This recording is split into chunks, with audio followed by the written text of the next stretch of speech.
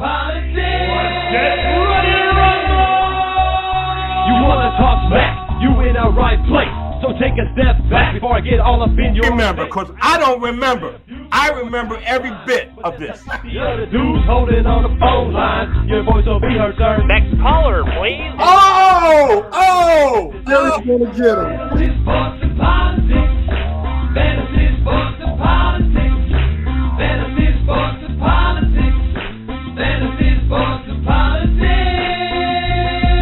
Listeners are asking questions about this week's games, not Jerry's personal beef. So what's your thought?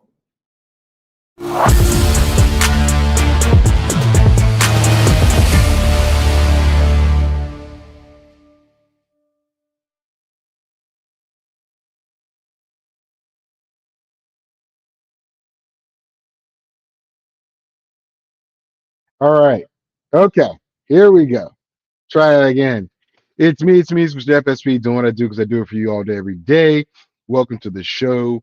Running a little bit behind here. Just landed like 5 hours ago and try to get a little sleep. So I'm a little woo, but we shall see. Today's show is going to cover week 14 in the NFL. Mainly, I'm going to go over the schedule. Yes, I'm going to go over the schedule. But there's one game that y'all know I'm going to talk about. Cleveland is the city where we come from, so rhyme right. Now look, all that talk about Cam Ward.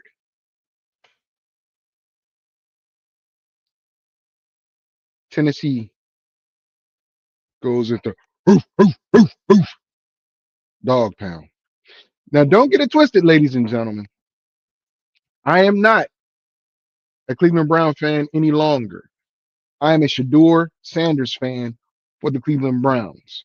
Also Myles Garrett and the defense. And maybe Jenkins. But I don't like Kevin Stefanski. I don't like the tools outside of Jenkins that's in front of any quarterback for that team. Outside of Njoku, Fannon's a rookie, so we'll see what he does next year. I had hopes for Tillman. Maybe he'll get some chemistry with Shedeur, if Shedeur is the quarterback. But they just brought back Deshaun Watson. So, yes, we're going to talk about Tennessee versus Cleveland. That's going to be the last game we talk about because I have the most to talk about. Okay? Whew. Let me get my stuff together. Let me calm down. I just came back from Belize celebrating my wife's 50th birthday. Her family was there. Sisters, cousins. Interesting time. Had a good time. Belize is a nice place to go. Even a nice place to own property. It is. I'm telling you, Central America, that thing's about to boom. So if you can get down there and get something, do it. Do it. Not Belize City. We were in Placencia, I believe it is. But yeah, it's about to boom. There were so many Americans that live there, mainly of the Caucasian persuasion, but a lot of folks have migrated there, and it's a simple life. But it's about to boom big time. Anyway, with that being said, I don't recall what I picked for week 13. I don't. I really don't. So I don't have that to offer you. But let's get into it. So I don't know if that's going to be too loud or not. Bring it down just a little bit. I know week 14, it's a problem for some people. Why? Because your playoffs start or they are about to start. So what I plan to do today is to give you the players I think are going to do well today. Hopefully they're on your team. If not, hopefully you're not playing them.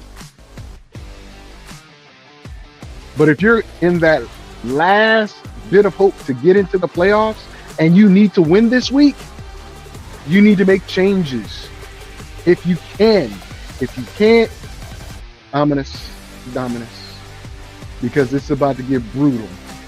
It's about to get brutal. And next week, your playoffs begin. If not this week. It's one and done, son. You're through, boo. Only one person or one team can claim the title. Unless it's a tie at the end, which is nuts. We'll see. We're going to see. But it's your boy, Mr. FSP, and I'm here. I'm going to give you what I got. Feel free to leave a comment. If you want me to talk about it, I'll talk about it. We'll get to it. I'm telling you. Week 14 is going to be a killer for a lot of people because why? Christian McCaffrey is on bye. And those who thought Christian McCaffrey was done, smack yourself. Smack yourself. There are a lot of Drake May on bye. Who thought that Drake May will be a top 2? I believe he's the #1 fantasy quarterback right now. I drafted him thinking he would be my backup. I traded him because I needed help in other areas. But who would have thought? You might be in that situation. Let's get to it. Seattle at Atlanta. I'm going to say it like this. I absolutely love the head coach, Raheem Moore, of the Falcons. Unfortunately for Raheem, this is year 2 as the head coach, but the same result as year 1. And there may be some consequences coming. I know Arthur Blank loves him. He thought he never should have let him out the door when he was the interim head coach.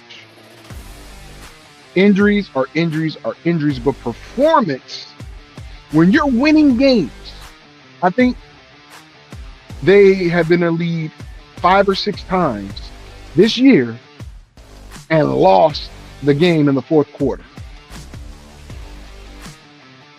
Everything was good. It was all good until the 4th quarter.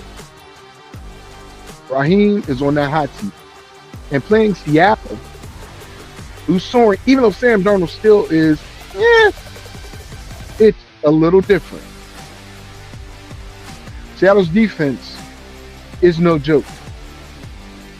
Atlanta's defense is going to have to step up and stop Jackson Smith-Njigba, a guy that he's leading the NFL in receiving yards, I believe touchdowns as well. And he's 3rd in receptions behind Christian McCaffrey, a running back, and Puka Nacua. Isn't that crazy? But Jackson Smith-Njigba is that guy you want. What's up, my guy? Thank you. And you know what? I want to talk about this too. Ohio State. Y'all not the real OU. Indiana. Y'all hit their quarterback out, and they still won. Wide left. We're going to get to it. We got a little bit of time. All right? But Atlanta does not have that much time with Raheem. I think Seattle's going to win this game, but Raheem has got to make this a close game. If they get blown out, like some people are picking them to get blown out by like 6 points, so that's basically a touchdown, right? That's a blowout. When you have the caliber of players that Atlanta does, I get it. London's out, Penix is out, but Kirk isn't a slouch, and you still have Bijan, Algier, and Kyle Pitts, who, by the way, has disappeared since Kirk came back in. You might not want to play Kyle Pitts. You might want to play your backup tight end if you have one, or go to the waiver wire and grab someone. Because one, he's not throwing Kyle the ball. Two, Seattle's defense is probably going to force him to go other places anyway.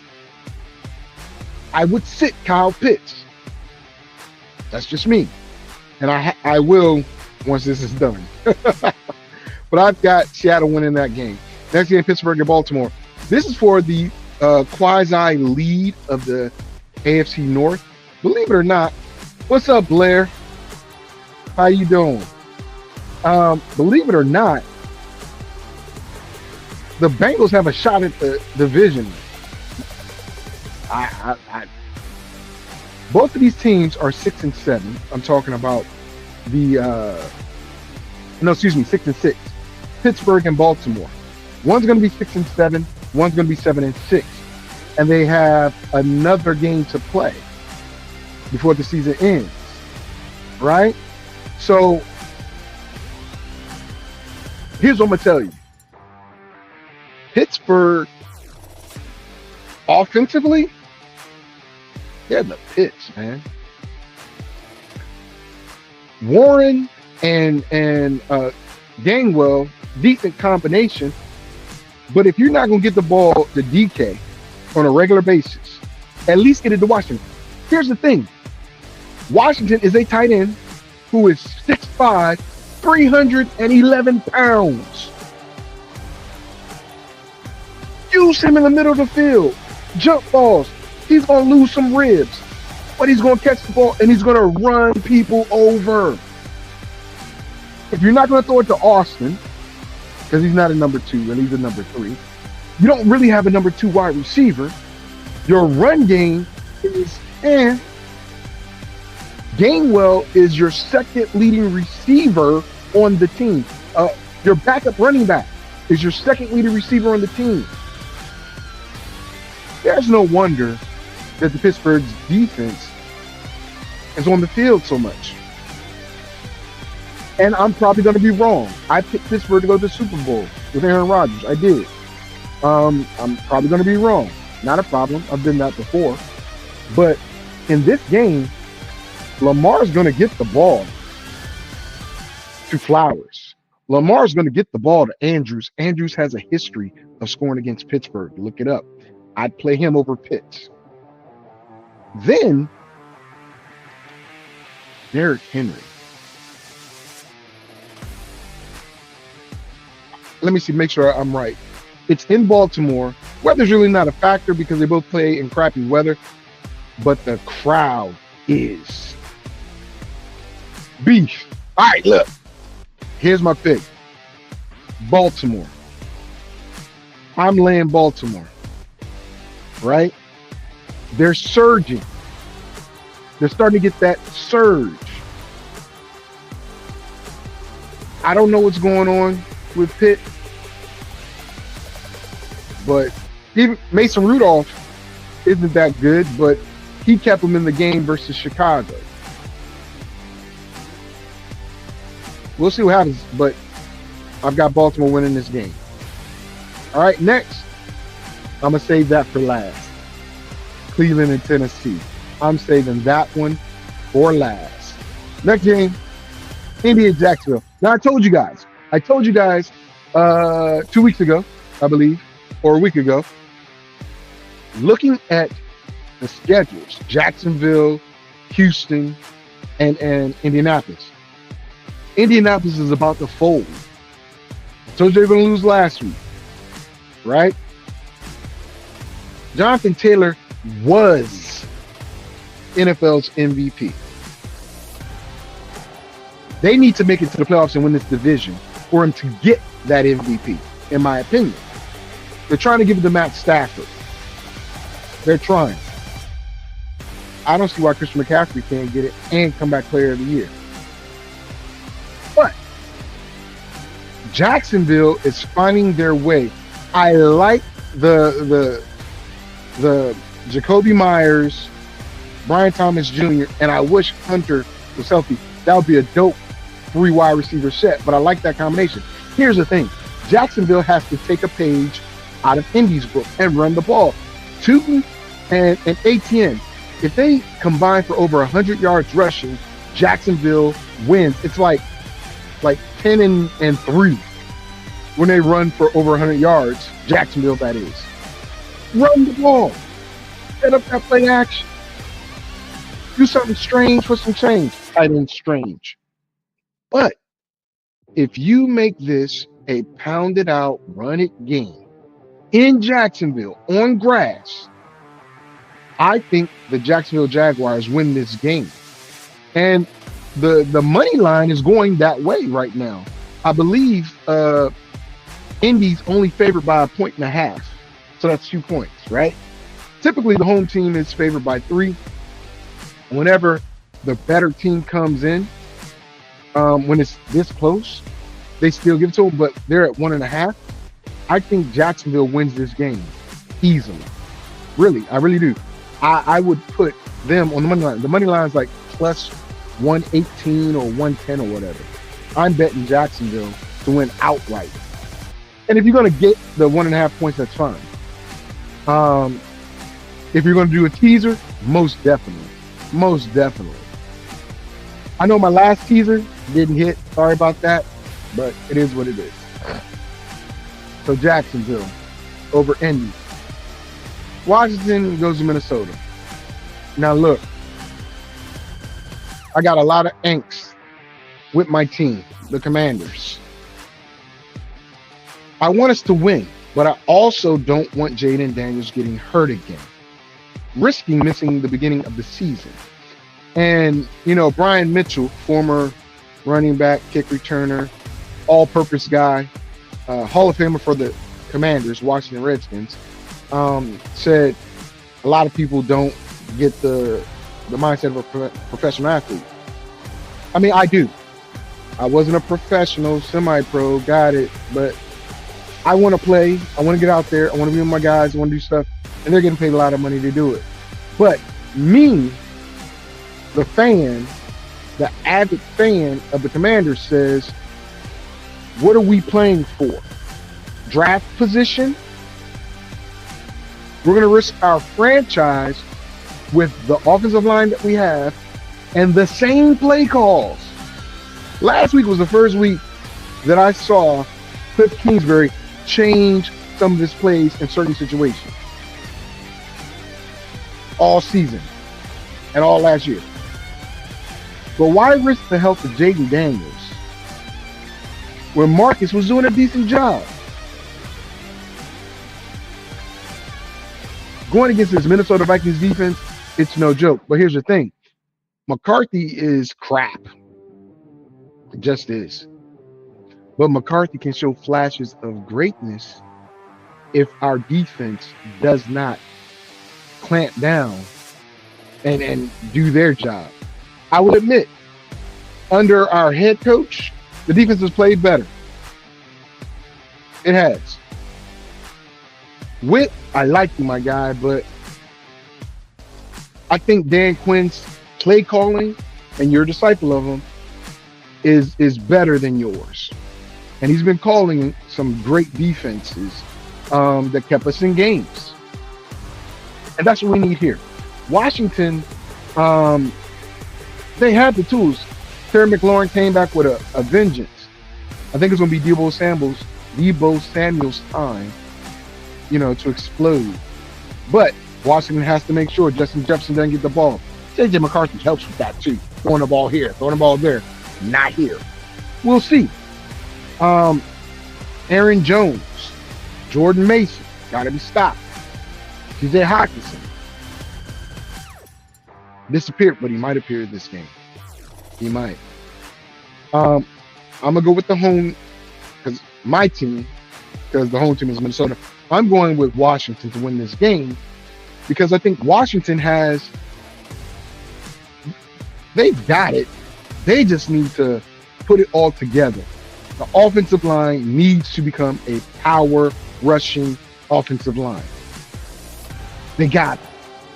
Dropping back 40 times a game, if we have to, okay. But that should not be our go-to.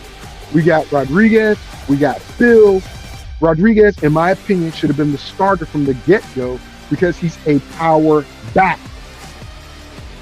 I get it. Bill is more like Austin Eckler, right? But he's not as big as Austin.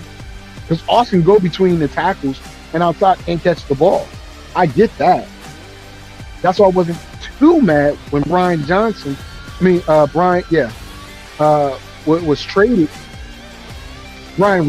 Jr., I should say. Brian Robinson Jr. was traded to the 49ers. I was mad because he was our pounding back. And he showed up during the season. People say, he's a bum, we don't need him. Shut y'all mouth up because we did need him. Because we weren't running Rodriguez. But let me bring back down. Because my music came down. All right. But I got to pick Washington. I'm a homer on this. I'm picking Washington. Next game is Miami at the Jets. Last I checked, it's December. Also, last I checked, Miami doesn't win in December. The last 4 or 5 years, 6 years probably, they don't win in December. Tyrod Taylor is your quarterback. I got it. Breece Hall is the back, getting a lot of love. They're doing it with smoke and mirrors because your number one receiver is out. He's on IR. Tyreek Hill on one side. And, oh my God, Garrett on the other side. So Tyrod Taylor has less to work with than Tua. Tua still has Waddle. Tua has Walker. That's another guy I think you can get if he's still out there on waivers, because when he came out off of IR, people grabbed him. You get him and sub him for Kyle Pitts Jr., right? Miami, they're gonna have to run a chain. A chain has been heating up over the last 3 weeks. He's not on fire yet, but against this Jets defense, I think he can be. It's an AFC East game, so I don't expect it to be a nice game. It's in New Jersey. I don't expect the weather to be nice. And Miami does not do good in cold weather. I mean, very bad cold weather. But I like a chain. This might kick me in the butt, but I'm going to go with Miami. All right? Next up, New Orleans and Tampa Bay. Check me out. New Orleans is hot garbage. If the rumors are true that Kellen Moore did not want Shedeur solely on the means that he didn't want to deal with Dion, based upon the report that came out that he had a bad interview, which was proven to be false, as well as the rumor that Dion would be integral in what happens with Shedeur was false. This organization has set itself back 5 years or so because they're going to give Sal, 2 years? He's not that good. He's not good at all. At all. You're wasting Chris Olave. You really are. Chris Olave deserves a competent quarterback. I'm not saying Shedeur is the business, but I think he would have been better than Sal. And New Orleans, look, I'll be honest with you, man. Baker literally has one arm, and he's going to beat you. He won last week with one arm. He's going to beat Tampa, is going to beat you guys with one arm. Abuka. I want Jenkins to win Rookie of the Year, Offensive Rookie of the Year, but Ibuka, he's disappeared the past couple weeks, right? I think he gets a touchdown or two this week and puts his name back in the Offensive Rookie of the Year category. I really think so. Now, with that being said, a division game. It's in Tampa. So I'm not worried about the dome or nothing like that. I got to go with Tampa. Mike Evans isn't going to play, but Mike Evans is going to play on Thursday. I guarantee you. They're going to set Mike Evans. Same thing with Joe Burrow. Joe Burrow could have played previous Sunday, but the Bengals had a Thursday night game, so they sat him, right? Brought him in on Thursday, almost won the game. Tampa Bay is going to win this game going away, man. Going away. There's like 6 games I'm going to give you as my locks, and if they don't win, something's wrong. Speaking of Burrow and Chase and Higgins are together for the first time since the first game, or the second game, I believe. And they're going against the Bills, who look like they're going to finish second in the East to the Patriots.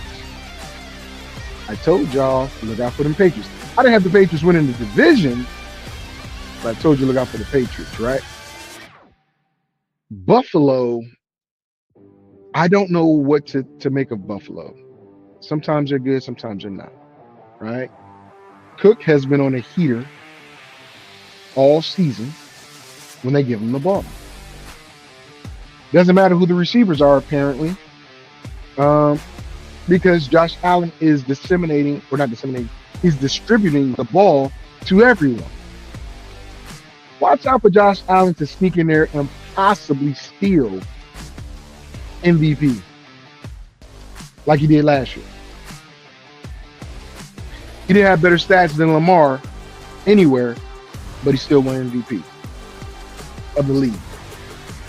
So it wouldn't surprise me. They make the play. Well, they finished with 12 wins, right? They win 4 of the last 4 of the last 5 because week 14.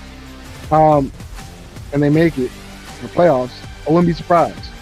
But in this game, I got to go with the over. I really can't pick a winner in this game. The over is like 50.5. Bro. Cincinnati can't stop nobody. Buffalo can score. Cincinnati can score. Buffalo's beat up on the defensive side of the ball. This is an easy over for me. I don't see the defenses stepping up in this game. I said the same thing last week with the Rams and stinking Carolina, and look what happened. They went to 70 points. Don't do me dirty, Buffalo and Cincinnati. We know Vegas likes to fix things. This game should go over easy. But if I have to pick a winner, I'm going to go with Buffalo. Only on the strength that Buffalo has, I think, a little better defense. So that's where I'm going to go with that, okay?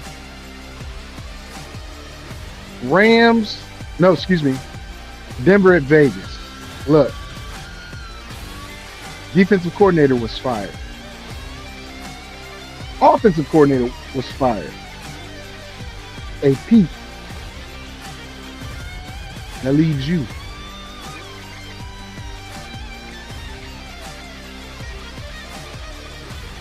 Geno is your guy, but Geno is not the guy. I think last week or something like that, Antonio Pierce said that while he was there, Shedeur was one of the top picks that they had. So what changed? Oh, Pete wanted Geno because Geno knew the system. And there's more Pete's system than Chip Kelly's system. Okay. Denver barely beat Washington in overtime, if not for a great play by knocking down the 2-point conversion because it was wide open. Denver is going to make an example. Another division game, but Denver is going to make an example of the Raiders. Right now, I believe Denver is the number 1 or number 2 seed behind the Patriots or in front of the Patriots. 1 or 2. Doesn't matter. they've beaten Kansas City. If they sweep Kansas City, it's a wrap for Kansas City. They're not going to win the division. But they got to worry about the Chargers creeping on the come up. But right now, they're going to sweep the Raiders and go to 11-2. Will they win the division? I believe so. I predicted that in the preseason.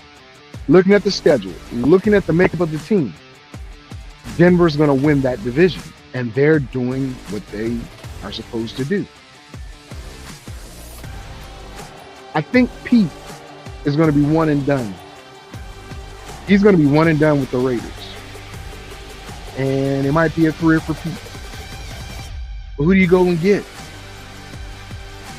We have a monster like Genty.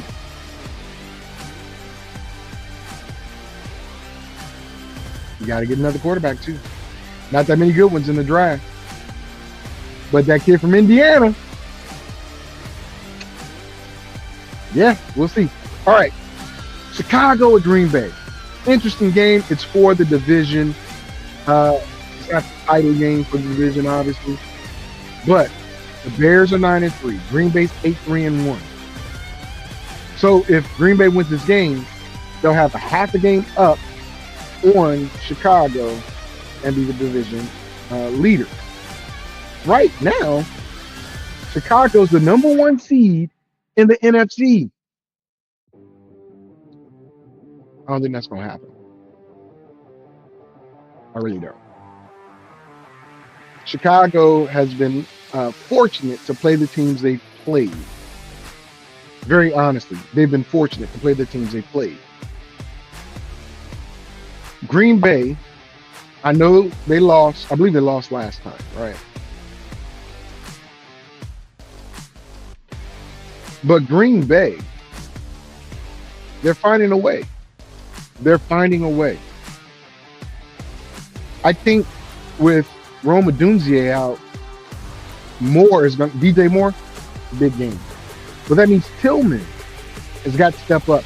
And if Tillman doesn't step up, this is another run game. What Chicago did versus Philly, where Caleb had less than 100 yards passing,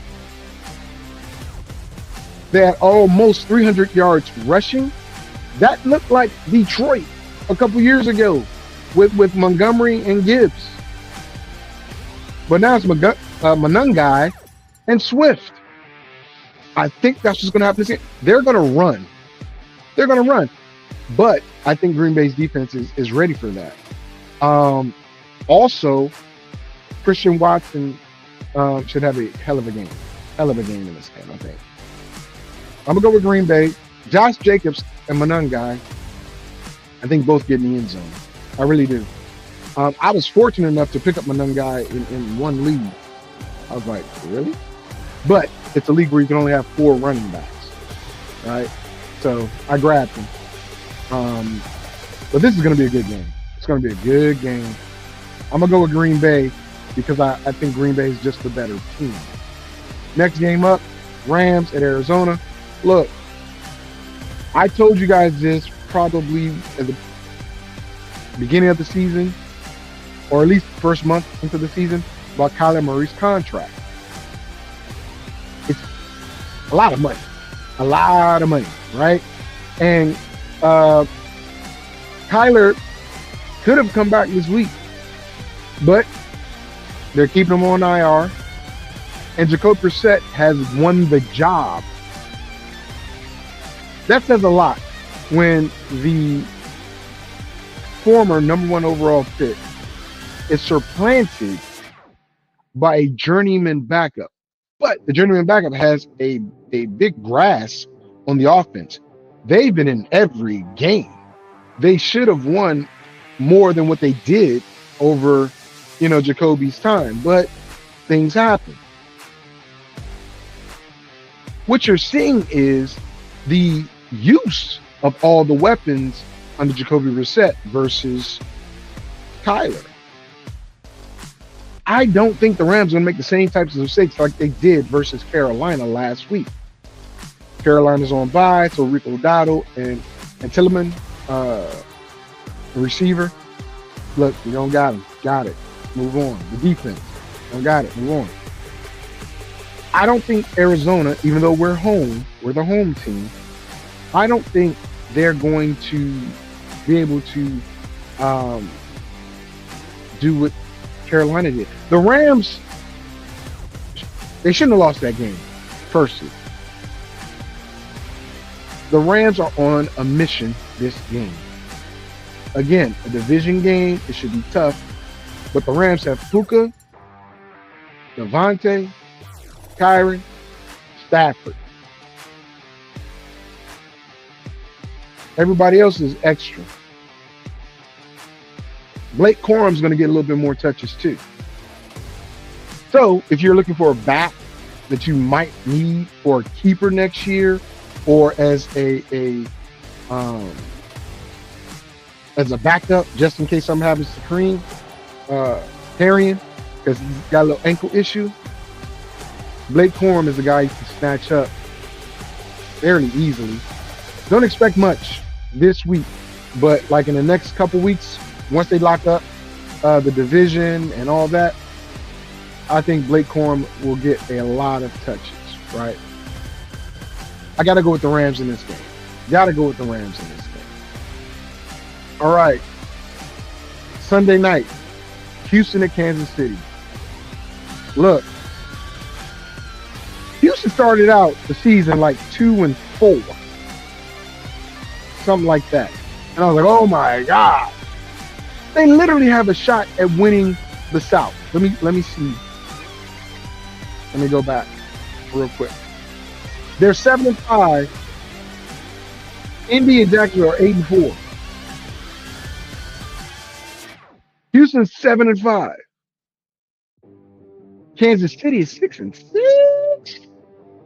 Now, we know Kansas City's not going to be a 9-8 team or nothing like that. But I'm going to tell you right now, if Pat and company don't figure out this defense, which really nobody has been able to, it's going to be hard times. It's going to be hard times for Kansas City. CJ Stroud returned last week. He's here this week. I like the fact that Higgins is getting added to the mix. You've got to add Higgins to the mix.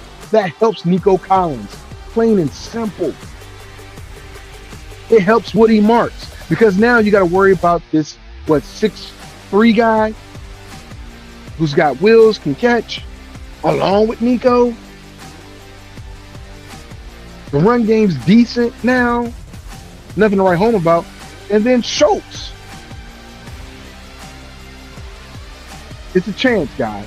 It's a chance. And I'm telling you, Houston has the number one defense in the NFL. They are going to win this game. Book it. Now, I'm not going to put that in my locks, but Houston's going to win this game.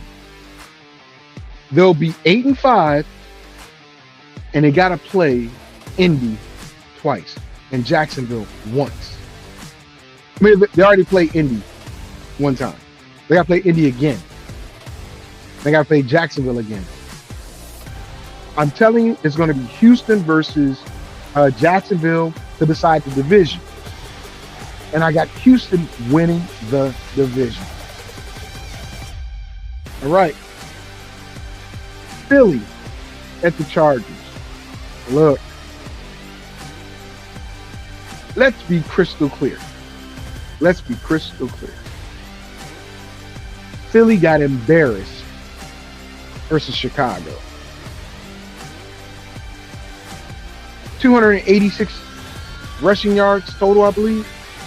286 or more. Each back over 100 yards. The quarterback threw for 100 yards and the team still won.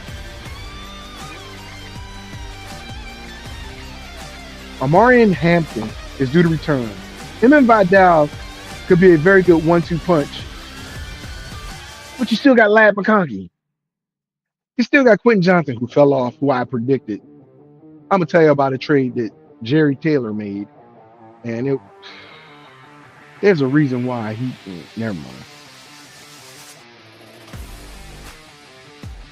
But Lad McConkey, Quentin Johnson, and Keenan Allen. This is a good game for them to show up and show out. But I damn sure believe Vidal and Amari and Hampton, they can do what Chicago did. But I don't know if Greg Roman is that creative of a play caller as Ben Johnson. Because Ben Johnson, he uses receivers as trap blockers. That's part of the reason why Rome is out now, because he was blocking more than he was catching. But I think you can do that to Philly, again, if you use formations they haven't seen. Right? Don't just line up and pound it straight at them, like out the dot or out of ace. The dot is I formation, ace is single back, or 12 personnel, 1 running back, 2 tight ends, right? Make it an unbalanced line. Bring in a lineman and add them, to the other side. You got to do some Detroit Lion, now Chicago Bear type stuff to do that. And it's in LA. But Philly's on get back. Philly is on get back. This is a tougher game to call than you would think. I do have Philly winning it, but I don't think they're going to win by much. I think it's going to be a titch. Now, the game I really want to talk about.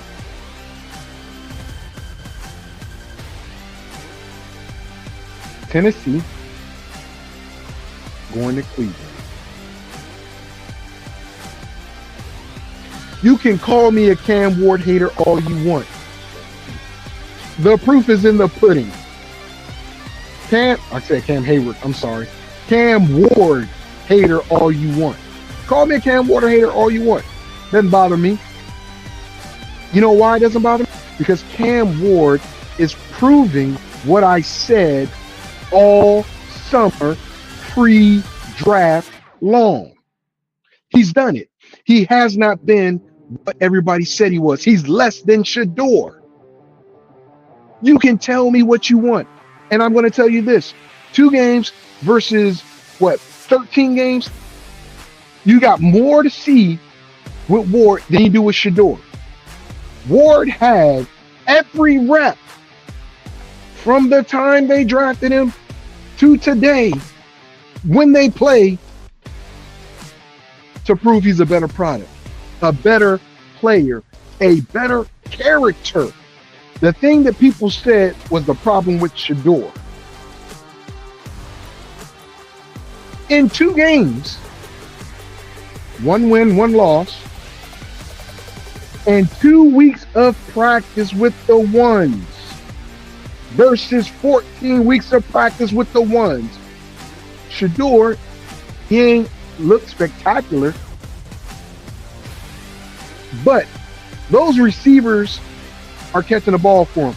I don't care what Jerry Jeudy did on the sideline. Jerry Jeudy needs to shut up, catch the ball, and stop dancing and fumbling. Build that quarterback up. Don't tear him down because you drop passes left and right. You probably need to go play with Cam Ward and get a couple murder balls. That's the thing. Cam Ward has put Calvin Ridley on the IR. Yes, I said that.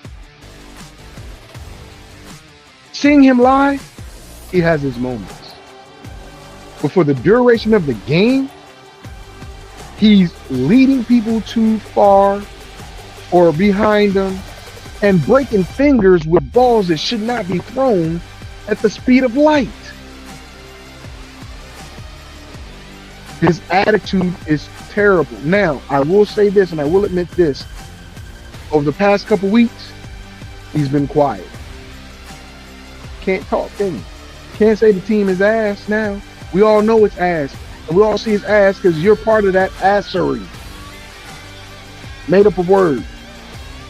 The thing about Cam Ward losing Tyler Lockett, who asked, he requested, Tyler Lockett requested to be released. Calvin Ridley's on IR. When they played Arizona, Calvin Ridley wasn't on the field, but like 20% of the time. Van Dyke, who was the new number one receiver there, was on the field way more than the guy you're paying millions of dollars for and has the skill set to be a number one. But he's on IR. You have arguably, I'm going to say that, a top 10, top 15 tight end, Olawonu, who I think if you feed him, can prove that he's that guy. Levitt's fed him. I'm going to tell you right now, Kyle Levitt's was garbage,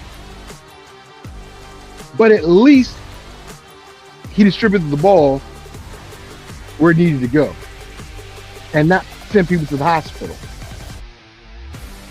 Shedeur. Shedeur has the benefit of a top defense. Cam doesn't have that. Does not have that. Shedeur has a rookie running back with a line that's built to run that does that. Cam has two running backs, and I think Tajay Spears is better than Marcus Pollard, but I'm not the coach over there, right? But they don't use them right. They do not use either one of those guys right, in my opinion. There's no reason why Marcus Pollard only gets, Tony Pollard. Marcus Pollard was back in the day. Tony Pollard only rushes the ball like 9 to 10 times a game. It makes no sense. Tajay Spears, I know he's back like, a month now from his injury. 5-6 times a game. That's like 15 rushes out of 50, 60 plays.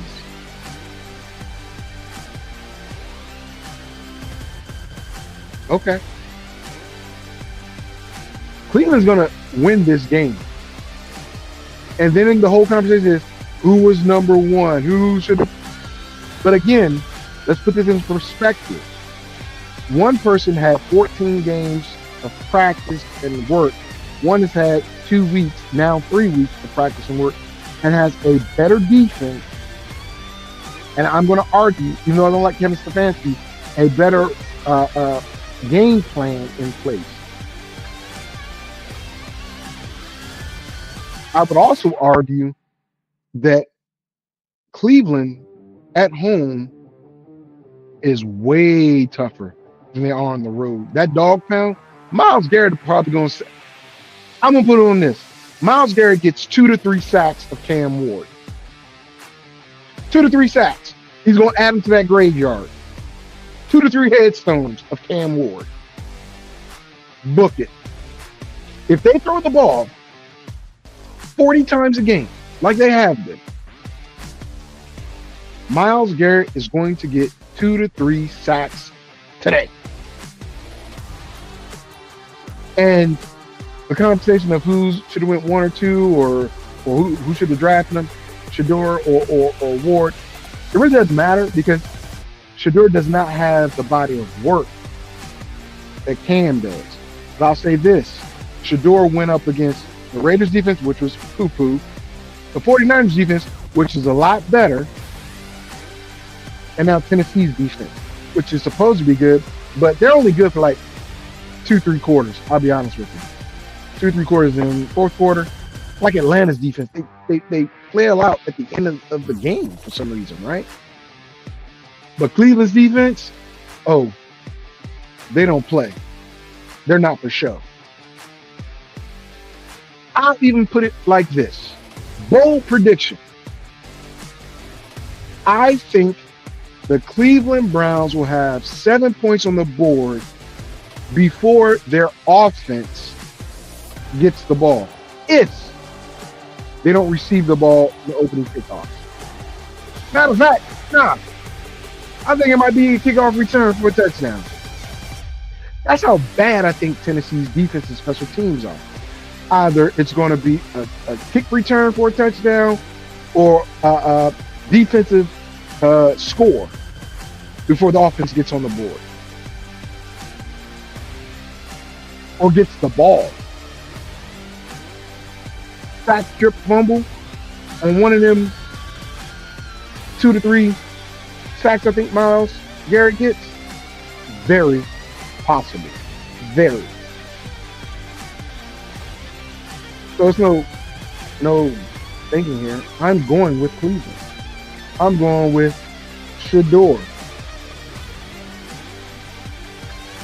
I like Jenkins. Like I said, I want Jenkins to win Offensive Rookie of the Year because I think, especially what they're doing with him now, he's running the rock like 20, 30 times a game, and he's being effective. This kid had no preseason. He had no mini camps. He came in week 1, 3 days before the first game. Signed his contract. Played and started week 3 or week 4.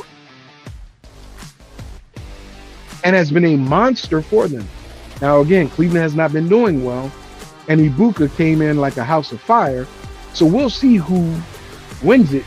But I'm telling you, I would not be shocked if Jenkins wins that Offensive Rookie of the Year, especially if Cleveland goes on a tear and wins like the next.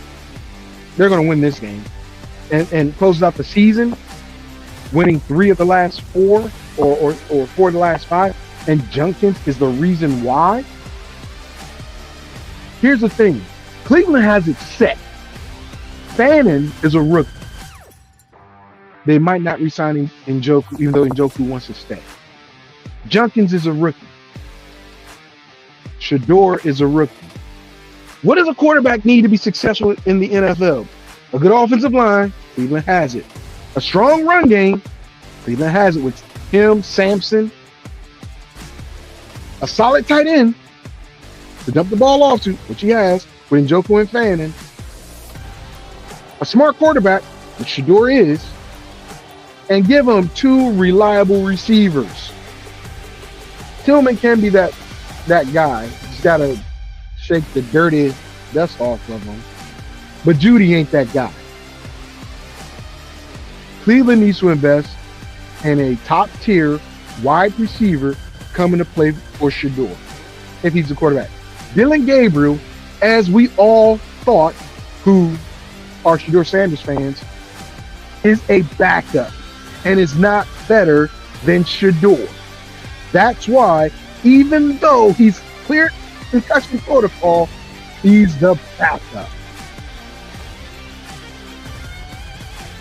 He had enough games to show you what he was. Oh, he's got a bigger arm. Oh, he makes better decisions. I think Shedeur has been throwing deep balls the last couple games, and they've been connecting. I think Shedeur has done well in the limited reps that he gets, or not reps, but limited passes he gets in games, which is good. I'm okay with that. 20 to 25 this year is good, right? Once he gets that stud receiver with him, then 30. So 5 extra passes can mean a world of difference to a quarterback, from being a game manager to a game winner. Because once you hit 30, you're in your groove. I might let you hit 35, 40. But at 30, you still have a balanced attack, a balanced run game with a passing game. Because you get roughly 60 plays on offense in a game, right? So 30 passes is half of the offense. 25 passes is what? 35, 40% of the offense? You got to think like that, right? So with that being said, of course, I'm going to go with Cleveland. Let's talk about Mr. Watson being activated as the number 3. You can't trade him past the trade deadline.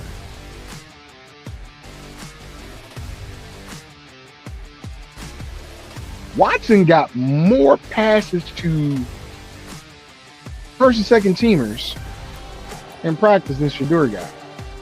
when he was number 2. Watson is also that veteran. Watson knows what to do, but Watson's skill set is diminished a little bit, man. And to be honest, ever since the massage scandal, his skill set has diminished. But showing that he's back from the injury makes him tradable next year or during the draft. They're holding on to that guy. They're going to get some type of capital because think about it. Cleveland has so much money tied up at the quarterback position. They have to go with Shedeur and Gabriel. They have to. They have money to go nowhere else. That's why they have to draft one of these top wide receivers. There's a guy in Cleveland, in Ohio already, that's a stud wide receiver that probably would look really good if he stayed in Ohio. Cleveland, to be exact. He didn't help him win yesterday. But I think you give Shedeur him, Tillman, and one decent vet. Judy is not a decent vet. Okay? He's not. You need a veteran guy that's going to be, I'm going to catch the ball for you on those short passes. I'm going to give you the confidence you need. And I'm going to run these routes right. But Watson is an interesting move, in my opinion. He traveled with the team for the first time last week when he was giving Shedeur guidance on the sideline. He began practicing this week. Could it be that he's elevated to the number 2 and Dylan Gabriel's downgraded to number 3? I'm interested in seeing who they list as the number 2 quarterback this week and next week in Cleveland. I really am. Because that will speak to more of, yeah, we messed up. We gave this kid 3rd round money, but he's going to be the 3rd quarterback on our team. Yeah. It's okay. Admit your mistakes, move on. But interesting. All right. With that being the case, it's time for me to give you my locks of the week. Okay. Take it for what it's worth.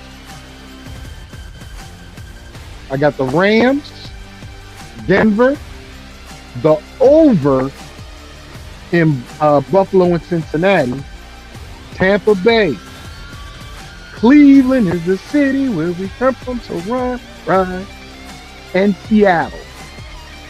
My locks again: Seattle, Cleveland, Tampa Bay, the over in Cincinnati, Buffalo, Denver, and the Rams. 6 games, guys. 6 games. Now, if you want to throw a little twist in it and you want to do a teaser,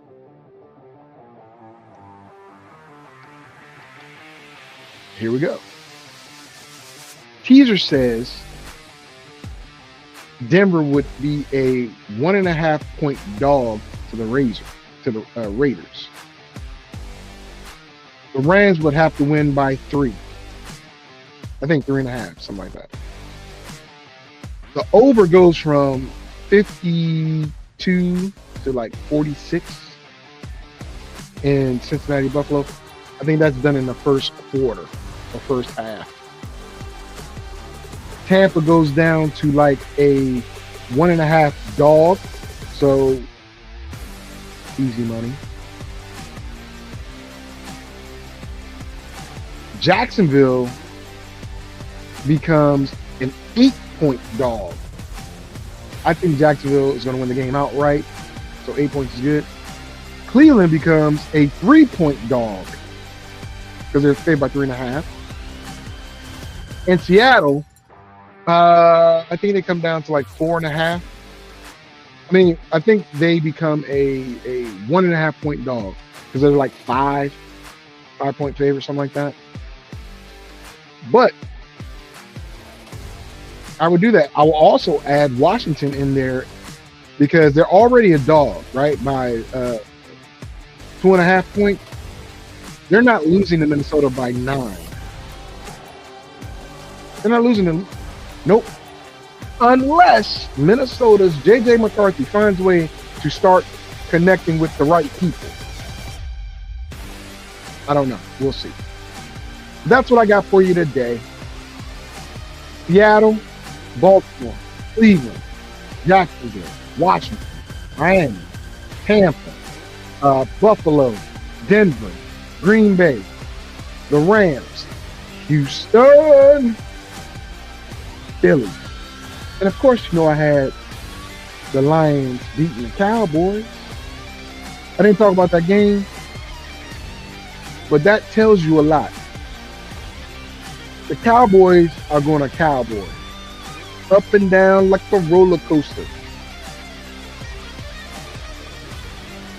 Lions, unfortunately, are the same way. I don't think they're going to win the North, but they're in the hunt. They're on the prowl. We'll see. We'll see. All right, guys. So next week, I hope to give you a good update, a good battle update on these picks. And I want to thank my boy Descartes Bowens for stopping in. Blair Sizemore, thank you for stopping in. Who else do I got in here? T-Dubs, thanks for stopping in.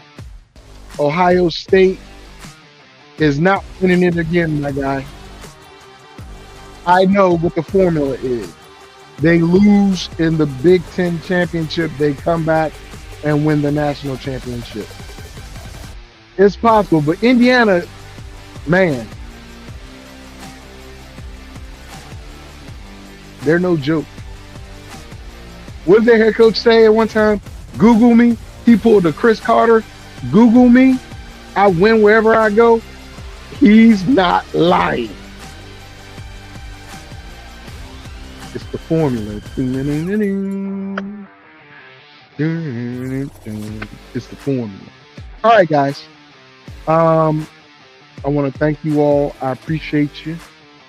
If you're a first-time viewer, I appreciate you. Like, share, subscribe. I'm here. I'm there. I'm everywhere. I'll see you next week. Love me. Tell everybody about me. Trying to get me paid, baby. I know that sounded like real bad, but about.